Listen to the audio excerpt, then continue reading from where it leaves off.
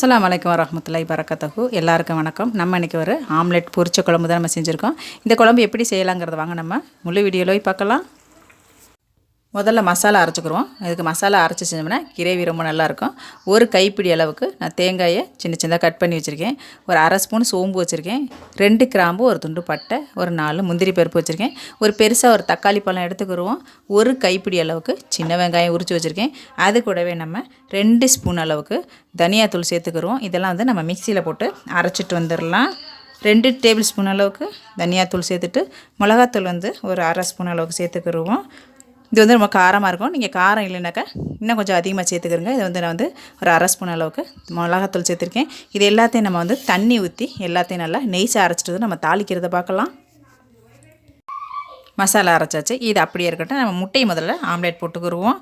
முட்டை வந்து நான் ஒரு 5 முட்டையை எடுத்து உடச்சி செக் பண்ணி வச்சுருக்கேன். இப்போ இதுக்கு நம்ம கொஞ்சம் மசாலா சமையல் அதில் சேர்த்துக்கிடுவோம். சும்மா கொஞ்சமாக கொத்தமல்லி தழை பொடியாக அரிஞ்சு அதில் சேர்த்துக்கலாம். வாசனை ரொம்ப நல்லாயிருக்கும். கொஞ்சமாக உப்புத்தூள் ருசிக்கு தகுந்த மாதிரி போட்டுக்கிடுவோம். கொஞ்சமாக மஞ்சத்தூள் சேர்த்துக்கிறோம். முட்டை கவுச்சி அடிக்கும். அப்புறம் வந்து நம்ம ஒரு கைப்பிடி அளவுக்கு வெங்காயத்தை பொடியாக வெட்டி நல்லா இப்படி பிசைஞ்சு சேர்த்துக்கிடுவோம். ஒரே ஒரு பச்சை மிளகாயை வெட்டி சேர்த்துக்கிடுவோம். நம்ம காரத்துக்கு தகுந்த மாதிரி நம்ம சேர்த்துக்கிறோங்க. சின்ன பிள்ளைங்க சாப்பிட்றாங்கனால பெருசு பெருசாக நான் போட்டிருக்கேன். இப்போ நல்லா ஒரு விஸ்க்கு வச்சு நல்லா அடித்து கலக்கிக்கிடுவோம். அப்போ தான் நம்மளுக்கு வந்து முட்டை வந்து நல்லா பொசு பொசுன்னு இருக்கும் ஆம்லெட்டு. நான் ஆம்லெட்டாக வேணாலும் போட்டுக்கலாம். நான் வந்து இன்றைக்கி குழிப்பணியார சட்டியில் தான் ஊற்றி போட போகிறேன். குழந்தைங்களாம் வந்து குண்டு குண்டாக இருந்தால் நல்லா விரும்பி சாப்பிடுவாங்க. நல்லா அடிச்சுக்கிடுவோம். உப்பு மஞ்சத்தூள் எல்லாம் உள்ள நல்லா கலக்கிற மாதிரி நல்லா அடித்து எடுத்து வச்சுக்கிடுவோம். இப்போ இதை முதல்ல ஒரு குழிப்பணியார சட்டி வச்சு நம்ம ஊற்றிக்கிறோம். நீங்கள் தவாவில் கூட ஊற்றிக்கலாம்.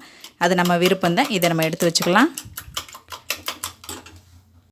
குழிப்பணியார சட்டி வச்சுக்குவோம். முட்டை நல்லா அடித்தாச்சு. இப்போ எல்லா குழிலையும் கொஞ்சம் கொஞ்சமாக எண்ணெய் ஊற்றிக்கிறோம். நீங்கள் தோசை தவாவில் இருந்தால் கூட நீங்கள் ஊற்றிக்கலாம். அது நம்ம விருப்பம்தான்.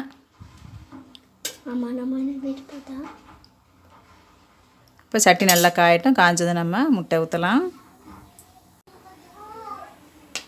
சட்டி சுட்டதும் நம்ம சின்ன கரண்டி வச்சுட்டு கொஞ்சம் கொஞ்சமாக மொண்டு ஊற்றிக்கிடலாம்.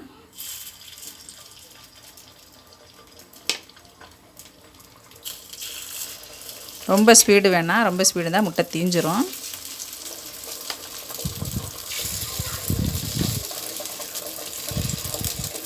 எல்லா குழிலையும் ஊற்றிக்கிடுவோம். அப்படியே திருப்பி விட்டுக்குருவோம். திருப்பி விட்டு வேக வச்சு இன்னொரு பக்கமும் நல்லா வேக வச்சு எடுத்துக்கலாம்.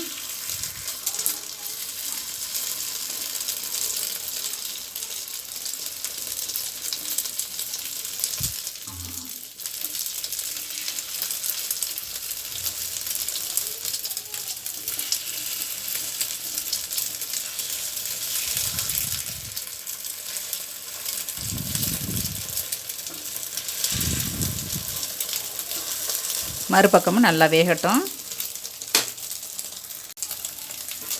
எடுத்துருவோம். இப்போ முட்டையை போதும், நம்மளுக்கு வெந்திருக்கும். பொசு பொசுன்னு வந்திருக்கு. ஆறுச்சுன்னா கொஞ்சம் நம்மளுக்கு சின்னதாகிடும்.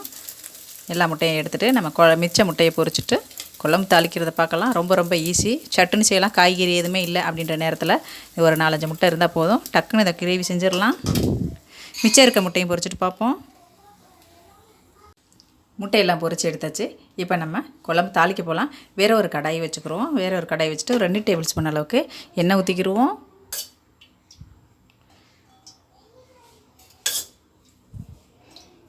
எண்ணெய் காயட்டும்.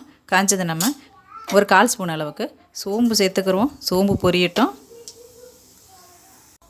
சோம்பு பொரிஞ்சிருச்சு. இப்போ ஒரு வெங்காயம் பொடியாக வெட்டி அதை சேர்த்துக்கிடுவோம். இல்லை ஒரு மீடியம் சைஸ் வெங்காயமாக எடுத்துக்கிறோங்க. வெங்காயத்தை நல்லா வதக்கிக்கிறோம். அது கூடவே ஒரு ஆறுக்கு கருவேப்பிலை சேர்த்து நல்லா வதக்கிக்கலாம்.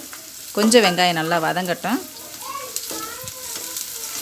இப்போ இது கூடவே ஒரு 1/4 ஸ்பூன் அளவுக்கு இஞ்சி பூண்டு பேஸ்ட்டு சேர்த்துக்கிறோம். முட்டைன்றதுனால நிறைய இஞ்சி பூண்டு வேணாம். இதே நம்ம கறியில் கோஃப்தா மாதிரி செஞ்சோம்னாக்கா நிறைய இஞ்சி பூண்டு பேஸ்ட்டு போட்டுக்கலாம். இப்போ இஞ்சி பூண்டு பச்சை வாசனை போயிடுச்சு. கொஞ்சமாக மிளகாத்தூள் சேர்த்துக்கிறேன். அளவுக்கு மஞ்சத்தூள் 1/4 ஸ்பூன் சேர்த்துக்கிடுவோம். போதும். இப்போ இந்த டைமில் நம்ம அரைச்ச பேஸ்ட்டை நம்ம அது கூட ஊற்றி விட்டுடலாம்.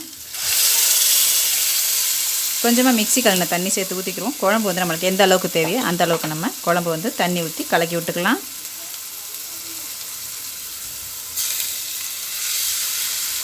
இந்த குழம்புக்கு தேவையான அளவுக்கு உப்பு சேர்த்துக்கிறோம். நான் ஒரு டேபிள் ஸ்பூன் அளவுக்கு நான் சேர்த்துக்கிறேன். பார்த்துட்டு போட்டுக்கிடுவோம். இன்னும் கொஞ்சம் ஒரு கிளாஸ் தண்ணி ஊற்றிக்கலாம். குழம்பு ரொம்ப திக்காக வச்சிட்டோம்னாக்கா முட்டை வந்து நம்ம போட்டோன்னே குழம்பு வந்து உறிஞ்சிக்கிறோம். அதனால் கொஞ்சம் மீடியமாக இருக்கட்டும். குழம்பு திக்காக வச்சிட்டோம்னாக்கா அப்புறம் முட்டை ஊற உறிஞ்சிரும்.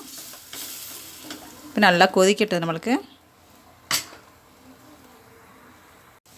குழம்பு நம்மளுக்கு நல்லா கொதிச்சிருச்சு. இப்போ நம்ம கொஞ்சம் நேரம் மூடி வச்சு ஸ்லோவில் வைக்கலாம். பச்சை வாசனை எல்லாம் போனவுடனே நம்ம முட்டை சேர்த்துட்டோம்னா அவ்வளோதான், ரொம்ப ஈஸியாக குழம்பு முடிஞ்சிடும். கொஞ்சம் நேரம் வெயிட் பண்ணுவோம். குழம்பு எந்த அளவுக்கு நம்மளுக்கு சுண்டி வந்திருக்குன்னு பார்ப்போம். பச்சை வாசனையெல்லாம் போயிட்டு நம்மளுக்கு எண்ணெய் பிரிஞ்சு வர ஆரம்பிச்சிருச்சு. போதும். நம்ம இப்போ இந்த அளவுக்குள்ள இருக்கையில் நம்ம உப்பு செக் பண்ணி பார்த்துக்குருவோம். உப்பு பத்தலாம் இன்னும் கொஞ்சம் உப்பு போட்டுக்கிறோங்க. இப்போ நம்ம பொரிச்ச முட்டை இது கூட சேர்த்துக்கலாம்.